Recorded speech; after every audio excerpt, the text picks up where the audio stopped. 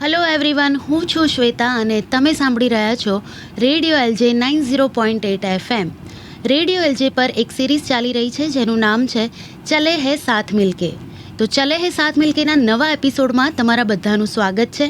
અને આજના આપણા ગેસ્ટ છે પ્રતિમાબેન, કે જેઓ કોઓર્ડિનેટર છે, અને દક્ષાબેન, કે જેઓ પ્રોજેક્ટ મેનેજર છે. તો સૌથી પહેલાં તો પ્રતિમાબેન અને દક્ષાબેન, હું તમારા બંનેનું આજે રેડિયો એલજેના સ્ટુડિયોમાં સ્વાગત કરું છું. ખૂબ ખૂબ ધન્યવાદ કે તમે ટાઈમ કાઢીને અહીંયા આવ્યા. તમારો પણ આભાર અમને બોલાવ્યા. Thank you. સૌથી પહેલાં પ્રતિમાબેન, હું તમને પૂછીશ કે સાથમાં તમે ક્યારથી જોડાયા છો અને તમારી જે પોસ્ટ છે કોઓર્ડિનેટર, એની અંદર તમે શું કામ કરો છો? એકચ્યુઅલી 2006 પહેલાં મેં 2 વર્ષ આંગણવાડીમાં જોબ કરી હતી. અને એ સમયે સાથના એક હેલ્થનો પ્રોજેક્ટ ચાલતો હતો. તો ત્યાંના જે હતા એ લોકો આવતા હતા આંગણવાડીમાં, અને મારાથી જે બનતો હતો અમે એ સપોર્ટ કરતા હતા.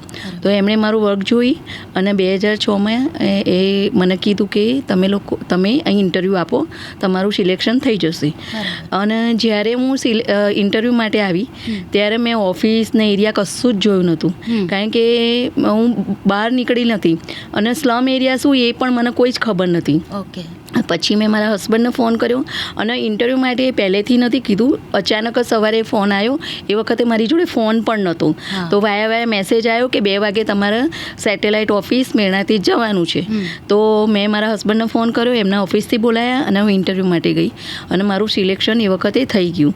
તો 2006માં સાથે મારી જર્ની ચાલુ થઈ. ઓકે. એ પછી ધીરે ધીરે 3 વર્ષ મેં કામ કર્યું હેલ્થના પ્રોજેક્ટ. એ હેલ્થનો પ્રોજેક્ટ અમદાવાદની અંદર 10 વોર્ડમાં કામ કરતો હતો, અને મારા સરસપુર એરિયામાં એઝ એ ફિલ્ડ ફેસિલિટર તરીકે મારે કામ કરવાનું હતું.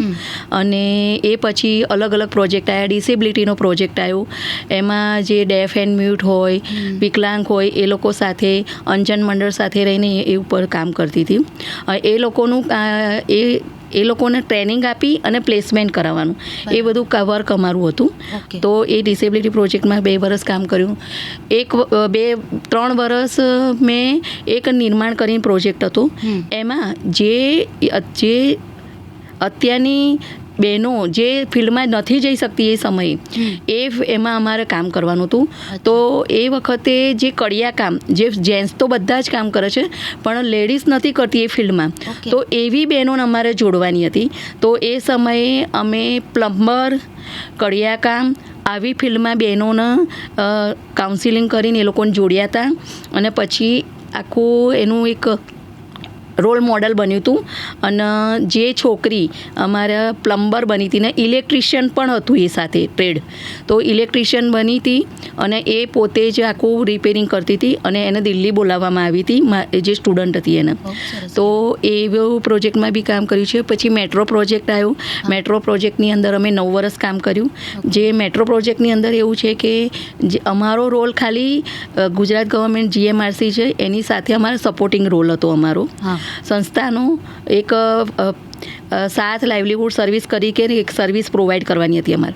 તો એમાં આખી એક પ્રોસેસ હતી કે જે લોકો ત્યાંથી ખસેડવામાં આવે છે, રિહેબિલિટેશન કરવામાં આવે છે, તો એ લોકોની સાથે રહી અને સંસ્થાની એક લિંક કહેવાય એ અમારે રહેવાનું હતું. અને એની અંદર 8 વર્ષ કામ કર્યું. અત્યાર સુધી મેં સુપરવાઇઝર તરીકે, ફિલ્ડ ફેસિલિટર તરીકે, કોઓર્ડિનેટર તરીકે બધું જ નિભાવ્યું છે. એ પછી અલગ અલગ પ્રોજેક્ટ આવ્યા, અને અત્યારે હાલ હું સાથનો જે એક પ્રોજેક્ટ છે ઉર્મિલા સ્નેક્સ, એની અંદર જે બહેનો જે કુકિંગમાં ઇન્ટરેસ્ટેડ છે એ બહેનોને, અને ન્યુટ્રિશન, કારણ કે અત્યારની જે સિચ્યુએશન છે એ પ્રમાણે ન્યુટ્રિશન બહુ જ જરૂરી છે, અને મિલેટ્સની ઉપર બધા વધારે ભાર આપી રહ્યા છે. તો હા, તો એટલા માટે અત્યારે એક આખો કુકિંગનો અમારો પ્રોજેક્ટ છે, ઉર્મિલા સ્નેક્સ કરીને પ્રોજેક્ટનું નામ છે. એની અંદર બહેનોને અમે બોલાવીએ છીએ, એ લોકોને ઇન્ટરેસ્ટેડ હોય તો પછી એ લોકોને અમે ટ્રેનિંગ આપીએ છીએ. ટ્રેનિંગ આપી અને અમારું આખું એક પ્લેસમેન્ટ જેવું પણ છે કે જે બહેનો ઇન્ટરેસ્ટેડ હોય તો એ બહેનોને હાલમાં અમારું સ્કૂલમાં નાસ્તા પણ જાય છે. બરાબર. અમારો જે એરિયા છે એની અંદર અમે આજુબાજુ 2 સ્કૂલમાં અમે ટાઈપ કરેલું છે. તો એ લોકો અમને એમની પ્રીમાઇસીસમાં લાઈવ નાસ્તો જે હોય, જે કોઈ બાળકો છે અત્યારે તો એ લોકો પેકેટ્સ ને એ બધું બહુ જ ખાતા હોય છે. બરાબર. તો એ લોકો એમાંથી ઓછું કરી અને જે ઘર જેવો નાસ્તો હોય એ એમને અમે 10 રૂપિયામાં પ્રોવાઈડ કરીએ છીએ. બરાબર. અને સવારે બને છે.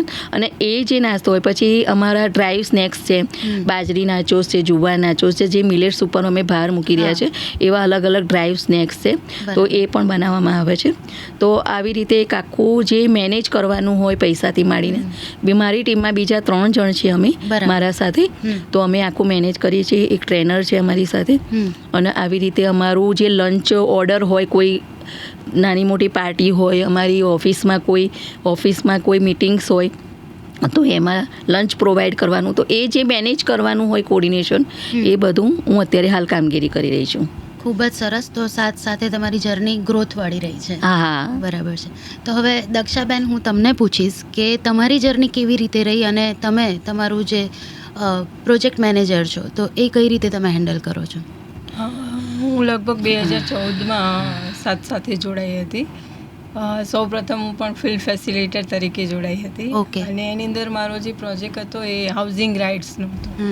કે ગવર્મેન્ટના જે નવા પ્રોજેક્ટો આવે છે, BRTS છે, અને એની અંદર જે રીડેવલપમેન્ટનું કામ કરવાનું હોય છે, ત્યાં ઝૂંપડપટ્ટી હોય એને હટાવવાનું હોય. ઓકે. પછી એને બીજી જગ્યાએ મતલબ રિસેટલમેન્ટ કરવાનું હોય, એ બધું કામ જે હાઉસિંગ રાઇટ્સનો એક પ્રોજેક્ટ હતો એની અંદર મેં કામ કર્યું. ત્યાં મેં 2 વર્ષ જેવું કામ કર્યું એની અંદર. અને પછી મેટ્રોનો પ્રોજેક્ટ આવ્યો, તો એની અંદર પણ કામ ચાલુ. એની અંદર પણ આ જ કામ હતું, રીડેવલપનું, રિસેટલમેન્ટનું, જે હમણાં પ્રતિમાબેને વાત કરી એ પ્રમાણે, કે અમારું કામ જે છે GMRC અને 7 એ બંને અમારું કામ કડીનું હતું. લોકો અને GMRC વચ્ચે એક પુલનું કામ હતું. બરાબર. કે ઘર્ષણ ના થાય અને જે આપણે સરકારની જે યોજનાઓ છે રીડેવલપમેન્ટની એ આગળ વધી શકે. બરાબર. એ માટેનો રોલ 7નો હતો. 7માં પણ 7 લાઇવલીહુડ સર્વિસ હતો, એનો આ પ્રોજેક્ટ હતો. જેની અંદર અમે લોકો જે ઝૂંપડપટ્ટીમાં જે હટાવવાના હોય છે, તો એ લોકોનું એમના પ્રમાણમાં, એમના ઘરના ડોક્યુમેન્ટ હોય એ પ્રમાણમાં એમને વળતર મળે. બરાબર. એ ઘર વગરના ના થઈ જાય, એમને બીજી જગ્યાએ સારી જગ્યાએ ઘર મળે, પછી એમને બીજી જગ્યાએ સેટલમેન્ટ થવા માટેના પૈસા મળે. તો એ બધું જ કામ આપણે સાથે કર્યું છે. અને મને એ વાતનો ખૂબ જ આનંદ છે કે એ વસ્તુમાં અમે જોડાયેલા હતા. કે આમ કેવું હોય, આપણે કોઈને ઘર આપી ના શકીએ, આપણી એટલી કેપેસિટી નથી કે આપણે કોઈને ઘર આપી શકીએ, કોઈને નવી જગ્યાએ વસાઈ શકીએ. પણ આ જે મેટ્રોનો પ્રોજેક્ટ હતો એના થ્રુ મને એક એવો લાવો મળ્યો કે જેના લીધે જે બિચારા અમુક લોકોને શું ઘર જ નહોતા, એક રૂમનું હોય ઘર, કાં તો છાપરાવાળું ઘર હોય, એવા ઘરો હતા. પણ આ પ્રોજેક્ટના લીધે શું થયું કે એ લોકોના ત્યાંના વર્ષોના ડોક્યુમેન્ટ હતા, એને લીધે અમે એ લોકોને પાકા ઘરોમાં અમે એ લોકોને વસાઈ શકાય. જેવી કે ચાંદખેડાની સાઈડો છે, એવી અલગ અલગ સાઈડો ઉપર અમે એ લોકોને રિલોકેટ કર્યા છે. અને એનો ત્યાં બિઝનેસ કરે એના માટે અમુક વળતર પણ એ લોકોને અપાવડાવ્યું છે. એટલે એ ખૂબ જ સરસ અમારા માટે. મારા માટે તો એક સારો લાવો મને મળે. એક તો જોબ કરું છું, એની મને સેલેરી પણ મળે, અને એના ઉપરાંત મને એક મતલબ એક ચાન્સ મળ્યો છે કે લોકો માટે કંઈક કરવાનો. બરાબર. અને એ મને બહુ જ સારું લાગ્યું. અને એના પછી જે અમારા સંસ્થામાં એ 8-9 વર્ષ આ મેટ્રોનો પ્રોજેક્ટ ચાલ્યો છે. ગાંધીનગર સુધી મેટ્રો પહોંચાડી, ત્યાં સુધી અમે લોકો રહ્યા. એ પછી સુરતમાં મેટ્રો ચાલુ થઈ, ત્યાં પણ મેં થોડું ઘણું કામ કર્યું સુરતમાં પણ. તો અને સુરત પછી અમે લોકો પાછું 7 જનવિકાસ મલ્ટીપર્પઝ એવું એક અમારી સંસ્થા ચાલુ કર્યું છે. મલ્ટીપર્પઝ સહકારી મંડળી. તો એ જે મંડળી છે એને ઊભી કરવાનું, એમાં મેમ્બર્સ બનાવવાનું, એ બધું જ કામ લગભગ 1.5 વર્ષ સુધી મેં કરેલું છે.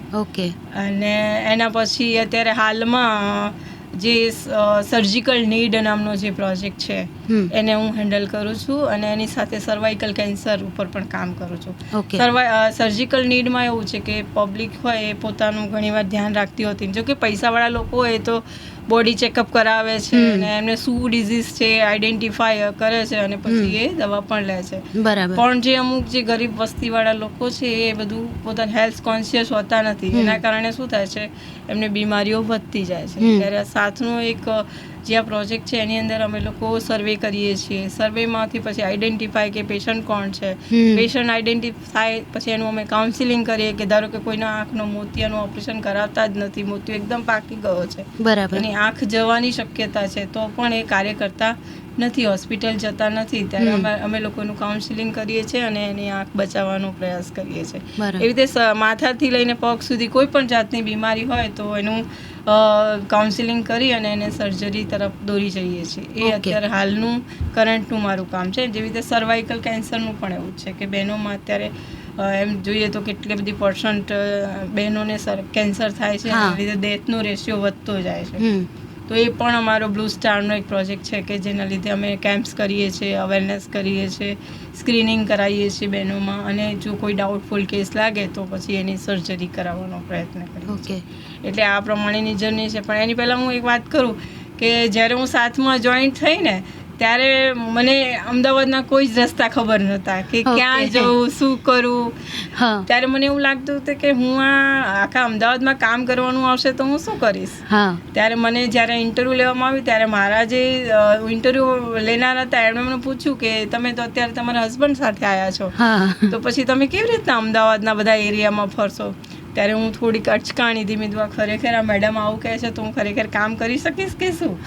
પણ પછી જેમ ધીમે આજે મેં તમારી જર્ની મારી કીધી કે આવી રીતે પહેલાં હું અહીંયા ગઈ પછી તો જે મેં સ્પીડ પકડી છે ને એ હજુ સુધી રોકાણી નથી. એમ કહું કે અત્યારે અમદાવાદની બહાર જવાનું કે રાજકોટ, સુરત, વડોદરા કોઈ પણ જગ્યાએ જવાનું હોય તો હું જઈને કરી શકું છું, અને એકલી જવું પણ છું, અને ગમે ત્યારે રાત્રે 2 વાગે 3 વાગે પાછું વળવાનું હોય તોય પણ બીક લાગતી નથી. એટલે 7માં આવ્યા પછી આટલું મારું ડેવલપમેન્ટ થયું છે.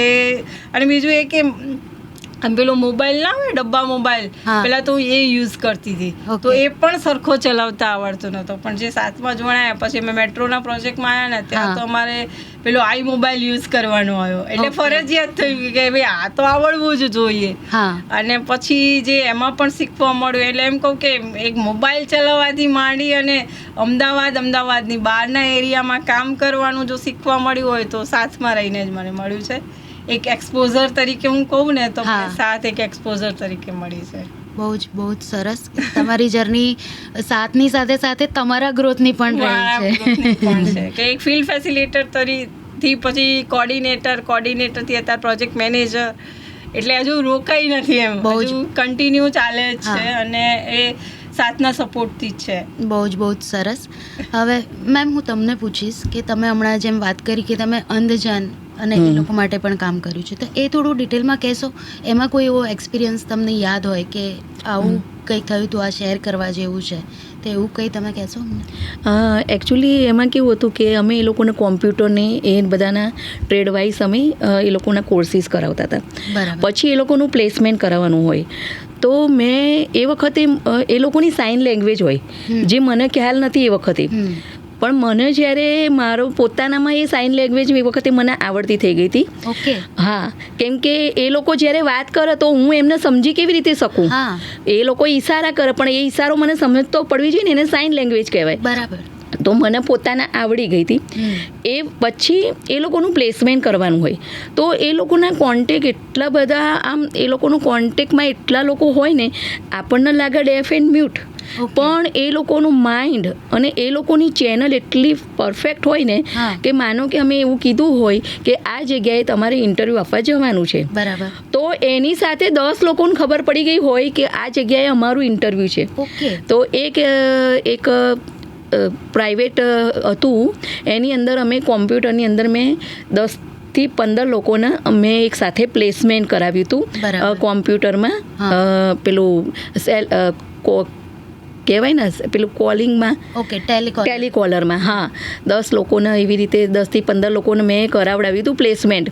તો એ વખતે એ લોકોની જે સ્માઇલ હતી તો એ જોઈને, જેમ કે દક્ષાબેને હમણાં કીધું કે મેં સ્લમ એરિયા નહોતો જોયો, અને અમે સાથે અમને આ જે મોકો આપ્યો છે એમાં અમને તો સેલરીથી તો અમે છે જ, પ્રોફેશનલ તો જોડાયેલા જ છે, એ સાથે લોકોની દુઆઓ બહુ લીધી છે, અને ત્યારે અમે અત્યારે અહીં છીએ કે અમને એ મોકો સાથે આપ્યો છે, તો જેથી અમે અત્યારે અહીંયા ગાડે બેસી શક્યા છીએ. તો હું 7નો એટલા માટે બહુ જ આભાર માનું છું. ખૂબ સરસ.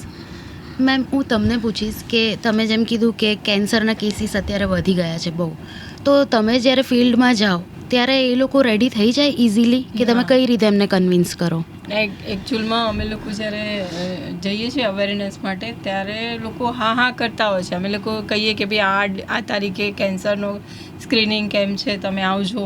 ઘણી બધી વિઝિટો અમે કરીએ, કાઉન્સિલિંગ કરીએ, છતાં પણ ઘણીવાર આવતા હોતા નથી. પણ અમે લોકો શું કરીએ પછી એ લોકોને અમારી પોતાની આપવીતી કે કોઈ એવો ઉદાહરણ હોય, અમારી આપવીતી હોય, કોઈ એવો નમૂનો ઉદાહરણ હોય, એ અમે એની જોડે રજૂઆત કરીએ કે ભાઈ આ બેન હતા, એને આવું થયું હતું અને એના પછીનું રિઝલ્ટ શું આવ્યું છે. બરાબર. અને એવું પણ એને કહીએ કે જો આપણા હેલ્થનું મહત્વ કેટલું છે, જો આપણે આપણું ધ્યાન નહીં રાખીએ તો આપણા બાળકોનું, આપણા ઘરનું શું થશે. બરાબર. તો એ બધું એક્ઝામ્પલ સાથે અમે સમજાવીએ છીએ. એમાં ખાસ કરીને કોઈ ઉદાહરણ હોય એ એની સામે રજૂ કરીએ ને તો એ પોતાની જાતને એની જોડે છે. બરાબર છે. જ્યારે પોતાની જાતને જોડે છે ત્યારે એને ખ્યાલ આવે છે કે હા ખરેખર આમને આવું થયું, જો મને પણ આવું થશે તો પછી એનું પરિણામ શું આવશે. બરાબર. એટલે પછી એ તૈયાર થાય છે. ઓકે. અને અમે એને એ પણ સમજાવીએ છીએ કે ફર્સ્ટ સ્ટેજમાં કેવી સ્થિતિ હોય છે, સેકન્ડ સ્ટેજની શું હોય છે, થર્ડ સ્ટેજની શું હોય છે. અને એ પણ કહીએ છીએ કે જો તમે એવું ઈચ્છતા હોય કે ભાઈ અમે ઈલાજ જ નથી કરવાનો, મરવું જ છે, તો પછી એના માટે કોઈ ઓપ્શન નથી. પણ જો તમારે ઈલાજ કરાવવાનો છે, તમારે તમારા બાળકો માટે જીવવાનું છે કે આગળ તમારું જીવન કન્ટિન્યુ એવું રાખવાનું છે, તો પછી તમારે ફર્સ્ટ સ્ટેજમાં જ ઈલાજ કરાવવો જોઈએ.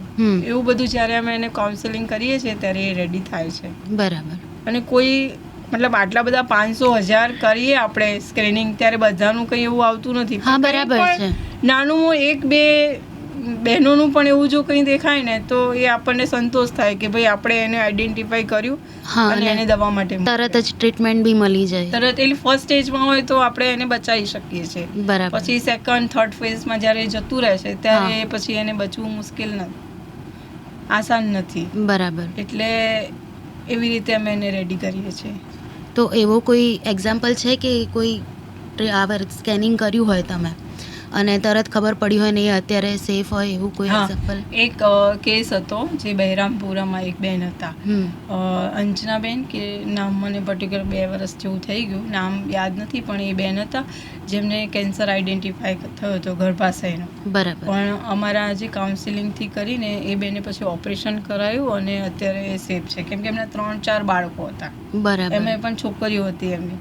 અને જો અમે એને તરત એને ના મોકલી હોત ને તો અત્યારે એની 3-4 નાની છોકરીઓનું શું થાત. હા, સાચું. એટલે એ બેન પણ પોતે પણ કહેતા હતા કે જો તમે અમારી જોડે ના હોત તો કદાચ હું ના ગઈ હોત. બરાબર. કેમ કે અમારા ટીમમાં છે એક મયુરી બેન કરીને, એ કહું ને કે એ બેનને પાછળ જ પડી રહી, જ્યાં સુધી એ બેનને હોસ્પિટલ ના મોકલે ને ત્યાં સુધી એની જોડે જ રહે ને તમારે જવાનું જ છે. બરાબર. તમારે જો ના જવાય, કોઈ તમારી સાથે ના રહેવું હોય તો એ પોતે રહેવા તૈયાર થઈ જાય એમની જોડે હોસ્પિટલમાં. પણ એ બેનનું ઓપરેશન થઈ શક્ય બન્યું. બરાબર. અને એ બેન અત્યારે સેફ છે. ખૂબ જ સરસ. એટલે ખાલી સ્કેનિંગ પૂરતું સીમિત નથી, ફોલોઅપ પણ પૂરું લેવાય છે અને પછી એમાંથી ટ્રીટમેન્ટ ને બધું થાય છે. બહુ જ સરસ. મેમ તમને પૂછીશ કે તમે એમ કીધું કે તમે અત્યારે ફૂડમાં જોઈન થયા છો, બરાબર?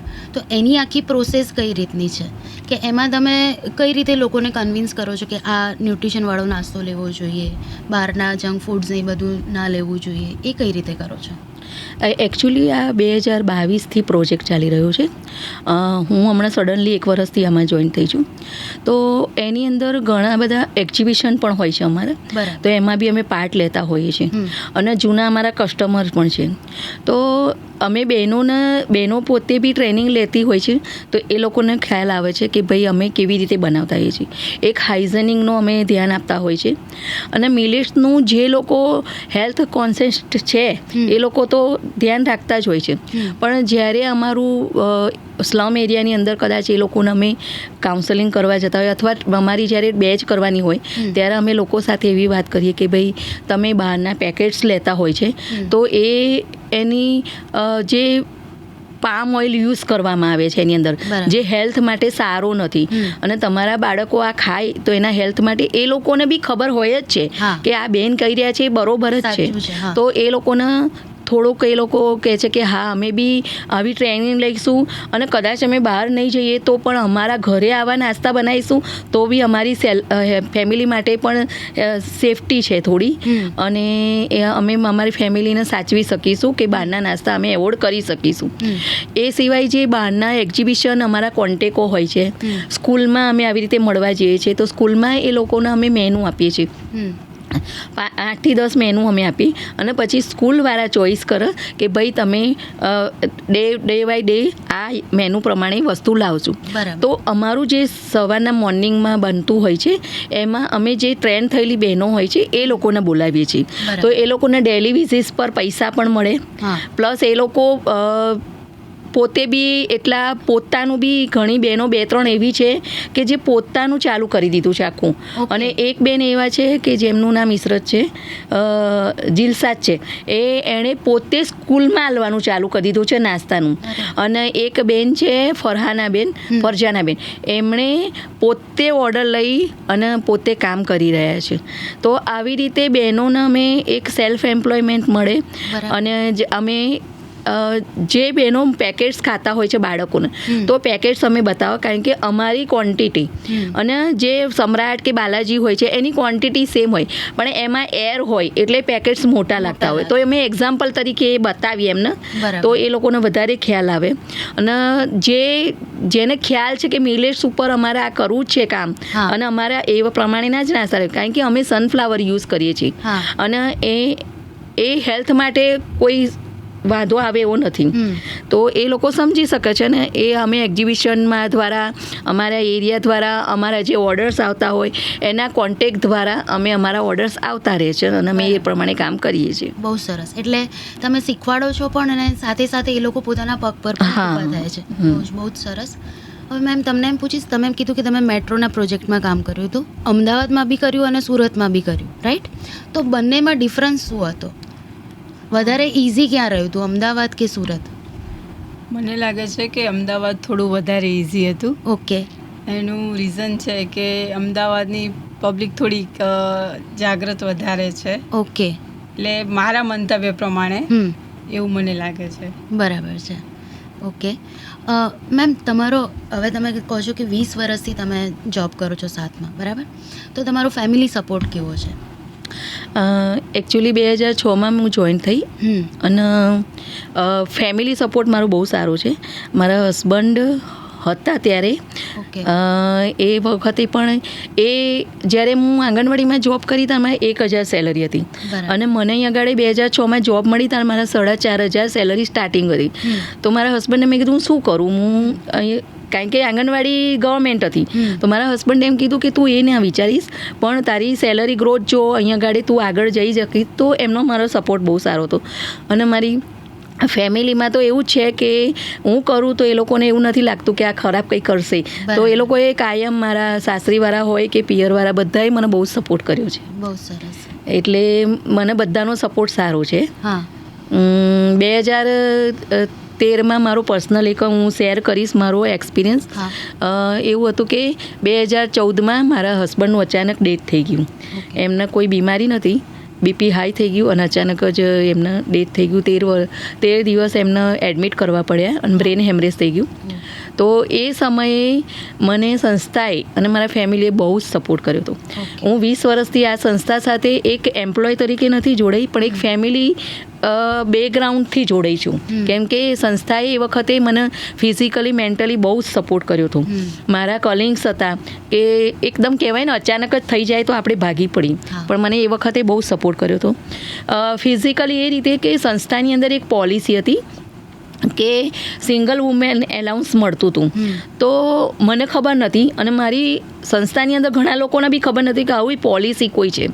તો જ્યારે મારા હસબન્ડનું થયું ને જ્યારે મારા ઓફિસના કલિગ્સના બધા સ્ટાફ બેસવાયા ત્યારે એ લોકોએ મને સામેથી કીધું અને ગવર્નન્સમાંથી મને સામેથી પ્રોસેસ કરવાનું કીધું અને મને દર મહિને 2500 રૂપિયા સિંગલ વુમેન્સના મળતા હતા. તો સેલરી તો મળતી હતી જ મને, એ સાથે સિંગલ વુમેનના મને 2500 મળતા હતા.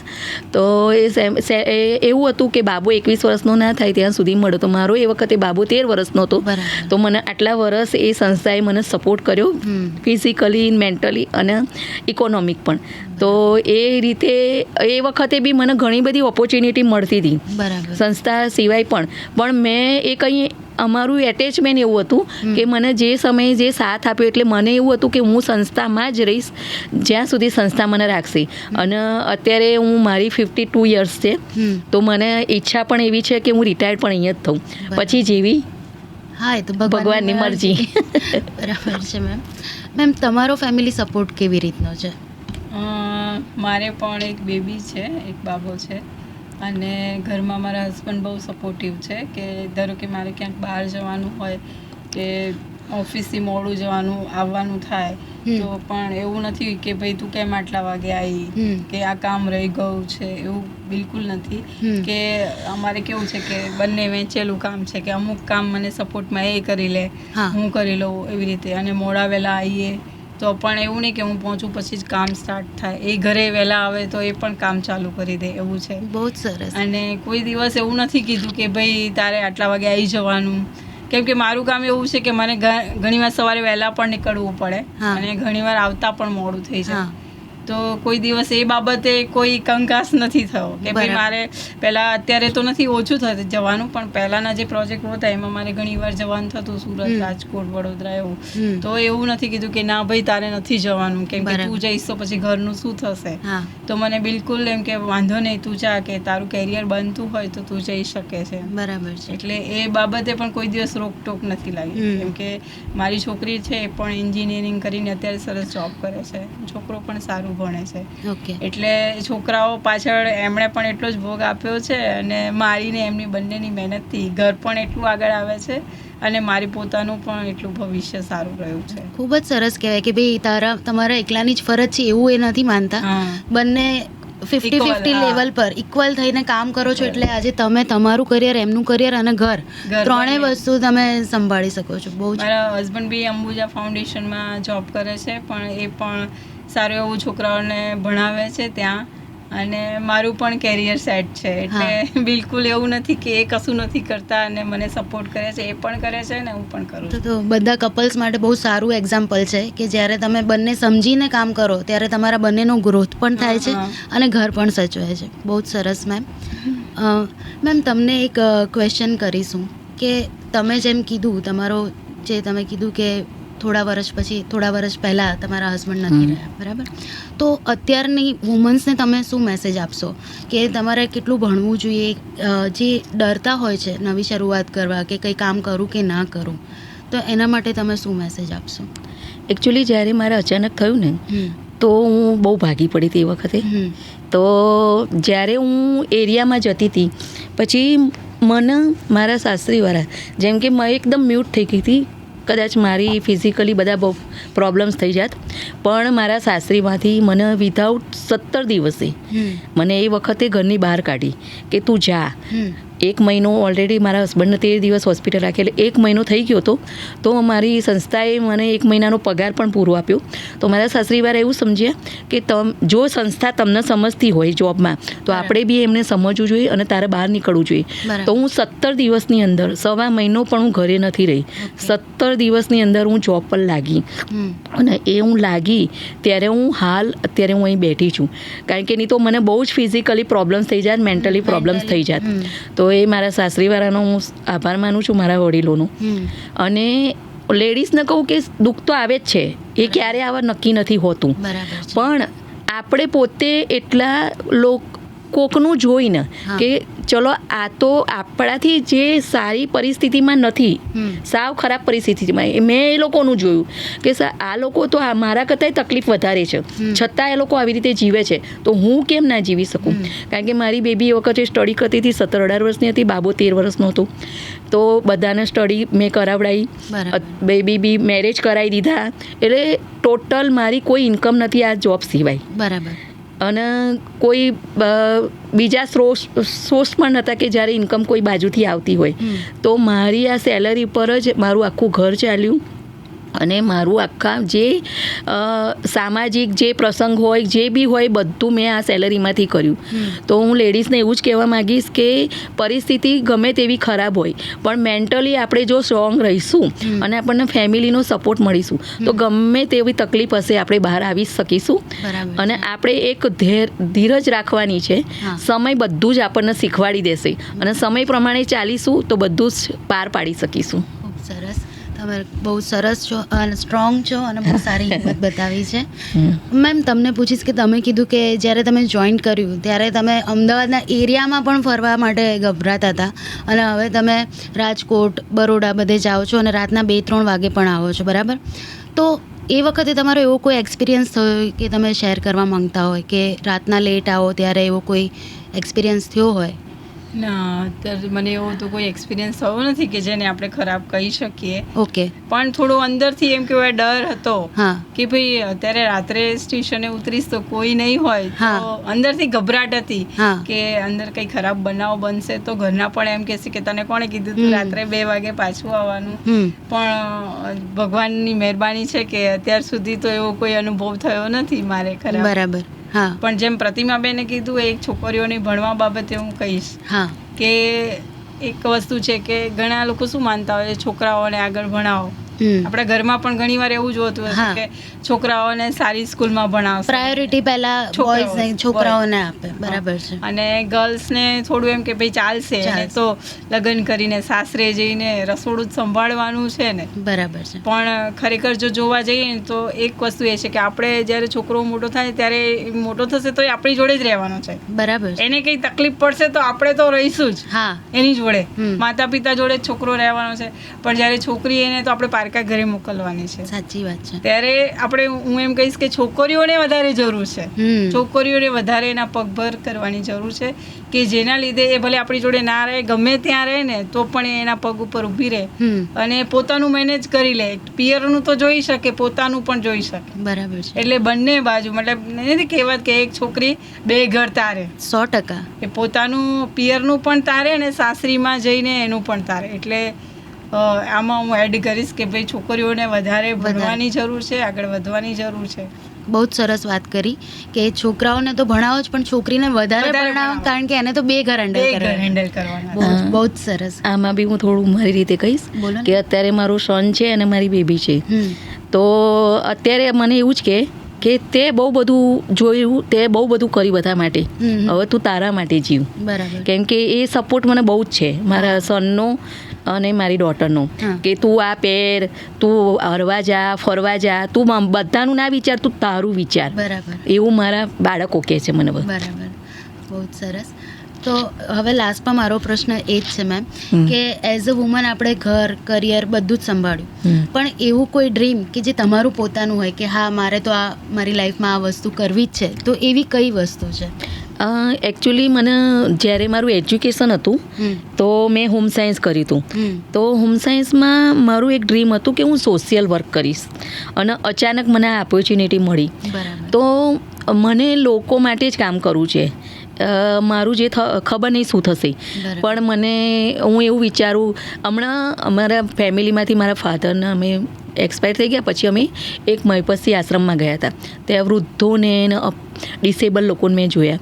તો મેં અચાનક એવું કીધું મારી ફેમિલીને કે હું જો રિટાયર થઈશ ને તો હું અહીં આવી જઈશ. તો મારા ઘરના એમ મારા ભાઈને કે કેમ એવું કહે છે કે તને મેં થોડી રીતે મૂકી દઈશ. મેં કીધું ના, હું એ લોકોની સાથે સેવા કરવા માટે રહીશ એમ. તો મારા બાળકો બી એવું કે તું આવું કેમ વિચારે છે, મમ્મી બધા નથી. મેં કીધું એવી રીતે નથી વિચારતું, મારું કોઈ નથી, પણ હું એ રીતે કે મારા લોકો માટે જ કામ કરું છું. મારા થકી કોઈનું કંઈક સારું થતું હોય તો મને બહુ જ ગમશે. એટલે મારું સોશિયલ વર્કનું પહેલેથી ડ્રીમ છે અને કદાચ હું એ જ કરીશ આગળ, એવું મારી ઈચ્છા છે. બહુ જ સરસ. મેમ તમારું શું ડ્રીમ છે કે નહીં મારે આ વસ્તુ તો કરવી જ છે? મારું આમ જોવા જઈએ તો મારું એ ડ્રીમ છે કે હું આખું ભારત ફરું. ઓકે, હા. કે મને મનથી એવી ઈચ્છા છે કે મેં ગુજરાત તો જોયું છે, પણ મારે હવે ગુજરાતની બહાર પણ ફરવું છે. બરાબર છે. એટલે એ મારી ખાસ ઈચ્છા છે કે ભારતના દરેક ખૂણે મારી યાદો હોય કે હું ફરેલી છું, આ છે એવી રીતે. બરાબર. એટલે એ મારું ડ્રીમ છે કે મને જ્યારે પણ ચાન્સ મળશે. અત્યારે જો કે મારા બાળકો ભણે છે ને એવું બધું સ્ટડી ને એવું ચાલુ છે, એટલે અત્યારે બહુ નીકળી શકાય એવું નથી. પણ વિચારું છું કે જ્યારે હું રિટાયર થઈશ ત્યારે આ મારું જે સપનું છે ભારત ભ્રમણનું એ પૂરું કરીશ. આઈ હોપ કે તમારું સપનું બહુ જલ્દી પૂરું થાય અને તમે ભારતભરમાં ફરો અને સેલ્ફી મૂકો. બહુ જ સરસ. થેન્ક યુ સો મચ તમારા બંનેનું કે તમે બંને આવ્યા. તમે બંને વુમન્સ માટે બહુ મોટું એક કહેવાય ને કે ઇન્સ્પિરેશન છો કે તમે તમારી જર્ની જે કહી બહુ જ સરસ, બંને સ્ટ્રોંગ છો અને એક વુમન ઈચ્છે તો શું ના કરી શકે. Thank you so much. તમારો ખૂબ ખૂબ આભાર. તમે સાંભળી રહ્યા છો રેડિયો LJ 90.8 FM. હું છું શ્વેતા તમારી સાથે. Thank you so much. Thank you.